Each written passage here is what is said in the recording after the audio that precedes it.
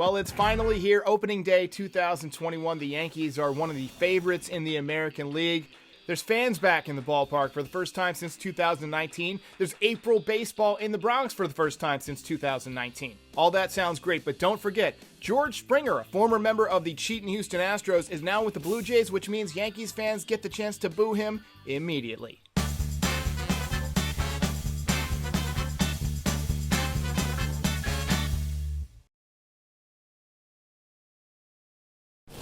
Now, George Springer is suffering from a very conveniently timed oblique strain, so he may not be in the lineup to take his abuse from the fans, but he is going out to the third baseline as everybody is introduced, as is tradition on opening day, so Yankees fans will have an opportunity to give him the business. I know a lot of you don't follow spring training. You just kind of turn off the baseball when the season ends, turn it back on for opening day, so I thought it would be a good time to kind of recap what happened with the Yankees this offseason. The first move that the Yankees made this winter was to exercise their option on relief pitcher Zach Britton. He's one of the most valuable pitchers in the league. Just a dynamite setup man, great sinker. Unfortunately, he is out until at least May or June. He had surgery to remove a bone chip from his elbow.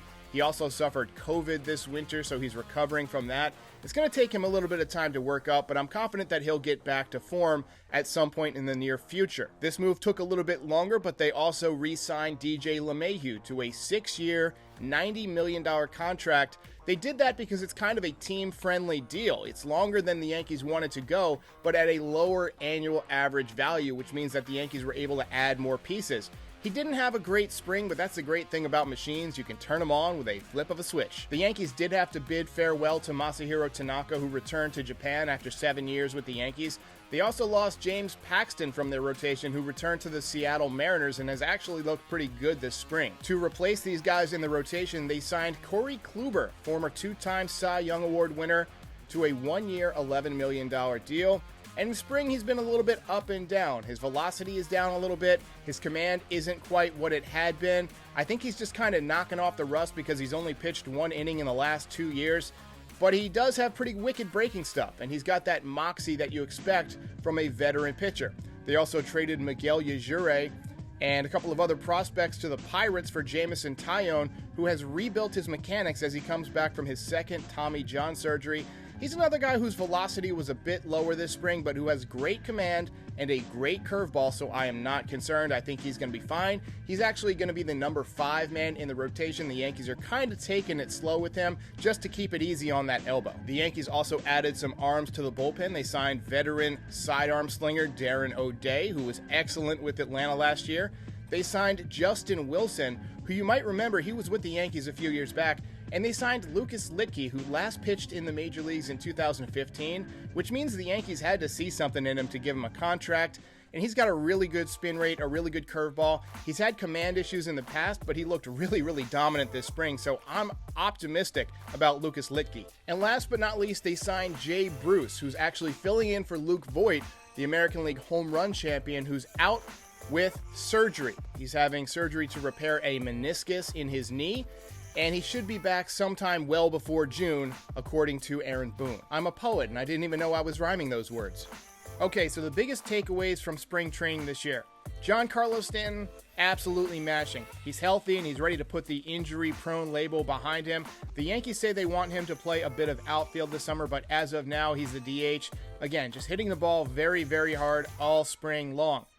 Clint Frazier is your new starting left fielder, and he looks pretty good out there. He joked around about hitting 60 home runs. We don't need that from him, but I think he's very capable of hitting 285 with 30 home runs this year.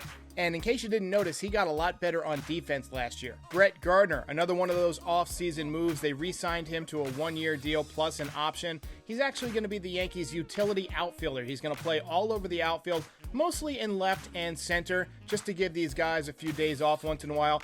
Aaron Hicks has been injury-prone in his career.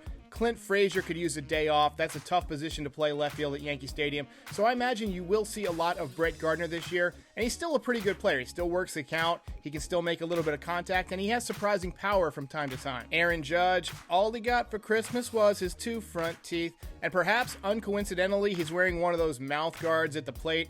He actually had a bit of a slow spring. And I'm going to keep it 100. There's been some whispers about scouts that say his swing has gotten longer, but Aaron says that he's just tinkering with things and that he knows that once the season begins, he's going to lock in and be ready. I believe him. I should say I choose to believe him because it supports what I want to be true. On the pitching side of things, Gerrit Cole, the starting pitcher for opening day, has looked outstanding this spring, as good as ever. And he's been excited about pitching in front of the fans at Yankee Stadium for the first time since joining the team. It should pump up his adrenaline a little bit, so don't be surprised if you see some 99s and 100s right out of the gate from Gerrit Cole today. Domingo Germán had an outstanding spring. He's actually going to be the Yankees' number 3 starter behind Corey Kluber coming out of the gate, and you could argue that he even had a better spring than Corey Kluber. Actually, you can't. He had the best spring on the staff, period. I'm predicting a humongous season from Domingo Germán. He's actually taking the ball on Sunday, which is the English word for Domingo. Well, the biggest questions this season to me have got to start with the Yankees' team health. Every team gets a little banged up in spring training, so I don't want to read too much into the injuries to Zach Britton and Luke Voit, but the big guys, Judge and Stanton, are healthy, and the pitching staff seems healthy. And let's be honest, in the past, the issue hasn't so much been the injuries as it has been the diagnosis of the injuries. Sometimes injuries seem to linger for a while because the Yankees just don't get them taken care of right away. Last year, Eric Cressey took over the responsibility for team strength and conditioning, but COVID threw everyone out of whack. So I think we're going to find out this season who's built for 150 plus games and who's not. Second big question is Gary Sanchez. This could be his last chance, full stop. He's got some of the best power in the league. Forget about at the catcher position, but you've got to make more contact. You've got to hit better than 147. But perhaps most importantly, you've got to be the type of backstop that doesn't necessitate giving the ace of your staff a personal catcher. And number 3, what will the Yankees get out of Gleyber Torres? Last year, he was primed for a big season. All the prediction sites said that Gleyber Torres was going to hit 40-plus home runs and be an absolute monster. But he gained a bunch of weight during the COVID shutdown and wasn't the same guy when play resumed.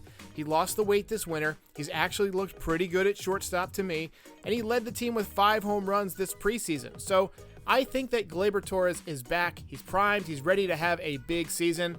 I hope he can answer this question in a positive way. There are some kind of wonky rules and situations this year again because the country is still dealing with the pandemic, obviously.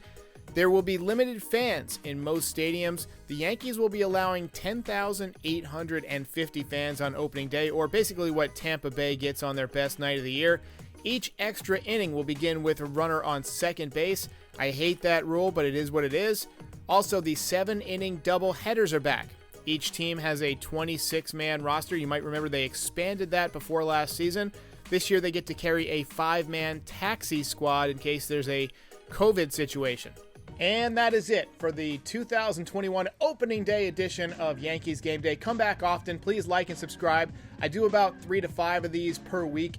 And I also do post-game reactions and the occasional watch party. I will be doing a watch party for opening day. Here's a sneak preview of what it's going to look like. The lineup is probably incorrect, but this is kind of what it's going to be like.